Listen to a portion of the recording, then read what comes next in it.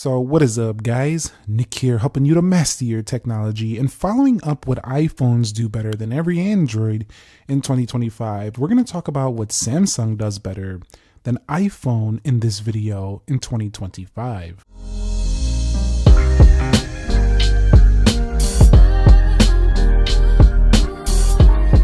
So the Samsung Galaxy, let's be honest, is definitely better than the iPhone in a lot of areas. While iPhones are great, there are things that Samsung just nails that Apple just hasn't caught up to. From things like their displays to charging to straight up convenience of Samsung DeX, there are areas where, let's be real, they're just simply better. I'm going to start with the very first one, and that's going to be the displays.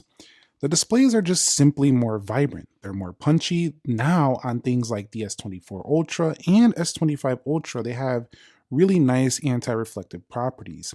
The ability to put this display into a landscape orientation is something I miss from my iPhone 8 Plus of years ago, but this gives me a truly nice media experience with that, while also still retaining that portable feel of a phone.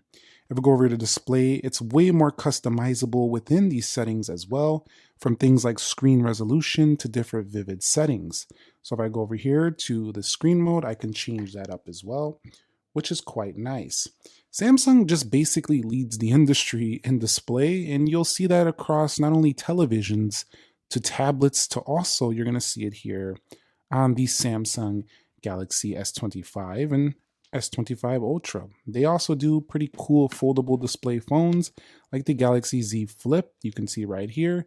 In addition to that, they do have Galaxy Z Fold, which tends to feel a little bit older in the foldable space these days, so I am looking forward to see what they do with the Z Fold 7.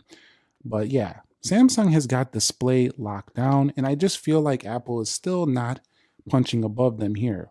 While they do have really nice thin bezels, Samsung displays are just better. Let's just put it that way. Another area where Samsung is just better than iPhone here in 2025 is going to be its USB-C capabilities. What do I mean? 45-watt capability of fast charging. Older Samsung phones were a little slower than this, but they've been on this for a little while, versus 20 to 27 watts on the iPhone. They don't really go that high. Some people argue it's better for longevity. I don't care. Samsung charges faster.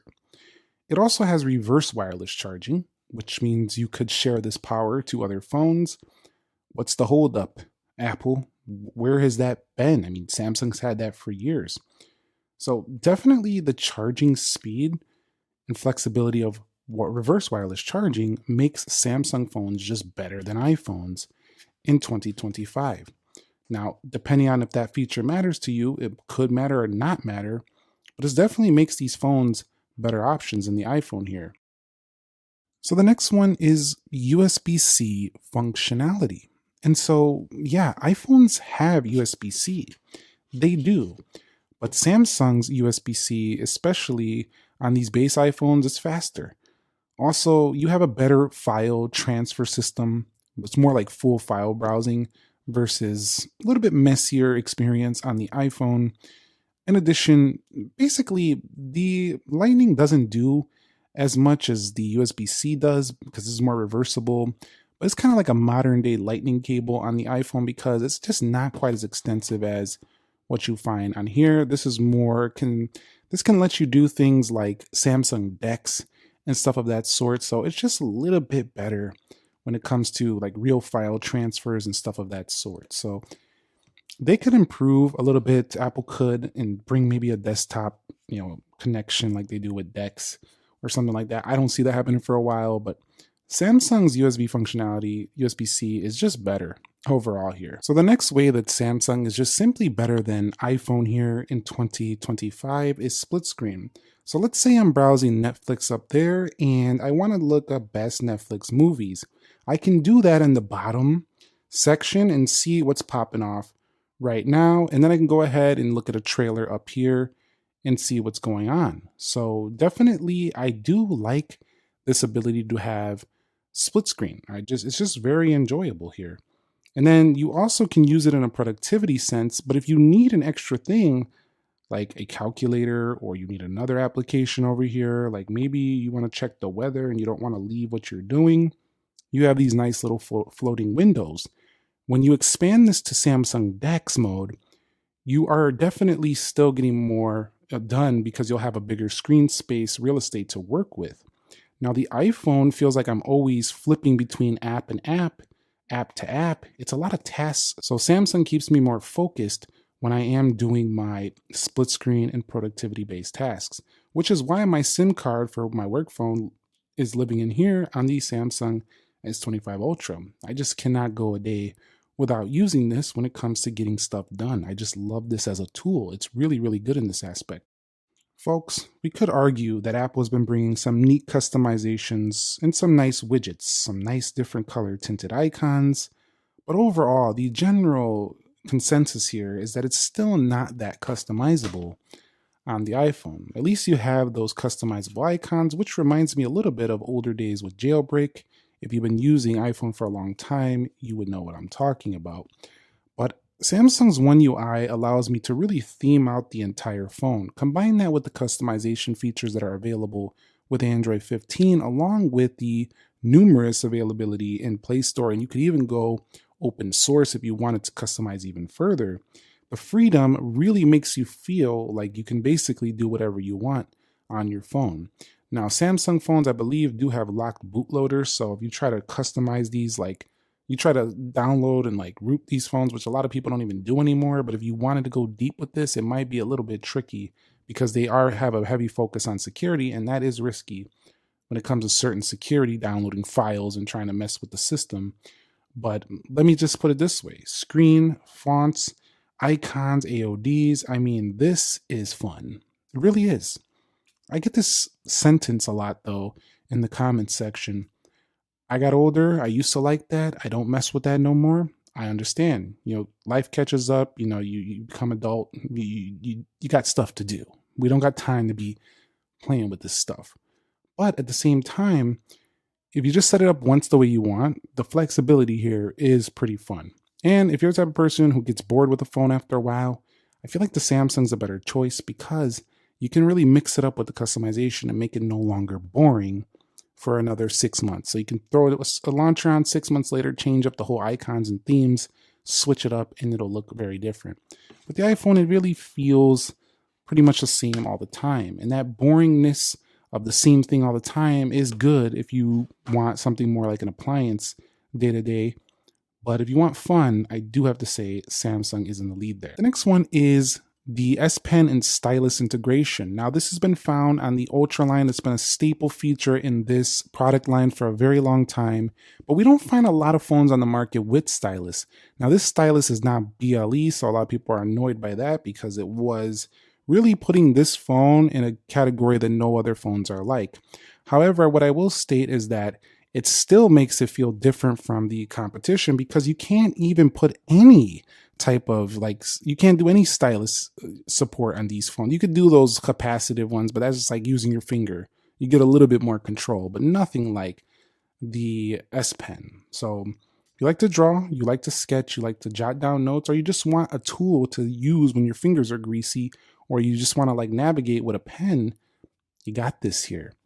I do find using a bigger tablet pen or iPad pencil, Apple Pencil, or the S Pen on a Tab S10 Ultra more enjoyable than this, but still it separates it. It really does for the phone game.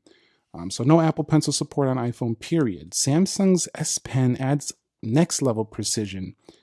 It really just does. So if you never used it before, you probably won't care, but it still sets them apart. It really does. I cannot make this video without talking about the next one. Samsung's AI features are already in your hands. You don't have to use Apple Intelligence Beta over here. There's no wait for WWDC to see if they're going to make it better. There's no wait for the software in the fall to see if they're going to make it better. You can buy this right now and get really good AI experience right here. Combine that with Gemini integrated within the power button.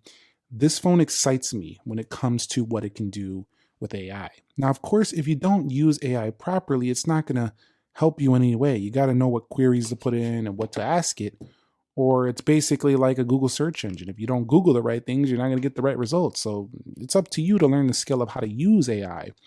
But to have it on here, it's just really, it's good. We have the Now brief that will tell us kind of like a news of what's going on if you have that enabled, the weather.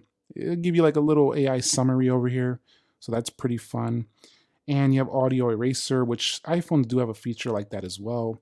Photo assist, browsing assist, note assist, writing assist, call assist. It's all ready to go. So I do think Apple's catching up this year, but right now, I think Samsung is leaps and bounds ahead of the iPhone in the AI experience. So when it comes to innovation, these phones right here are actually quite nice. The S25s are super thin bezels, ridiculous thin on the S25, 12 gigabytes of RAM, 8 Elite SoC, probably something the average person doesn't really care about. Some of those specifications I listed off. But foldables, they have kind of stalled a little bit. They need to kind of set the bar again, maybe bring something thinner, lighter, especially in the Z Fold land, the book style. The Flip has been doing pretty well. But overall, and the creases come down. They need to fix that a little bit. But they've been doing really good with innovation and stuff of that sort, although they tend to keep their S line pretty safe, which has been a little bit boring lately, I'm not going to lie.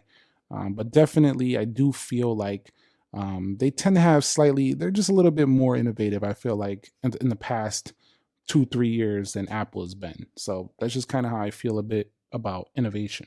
And earlier, we mentioned Samsung DeX, which is definitely setting these apart. But really, to me, if these are your grandpa's Lexus that just work very well, some people are going to be mad about that, but you get what I'm saying. Reliable, luxurious, they have good resale value, they work well.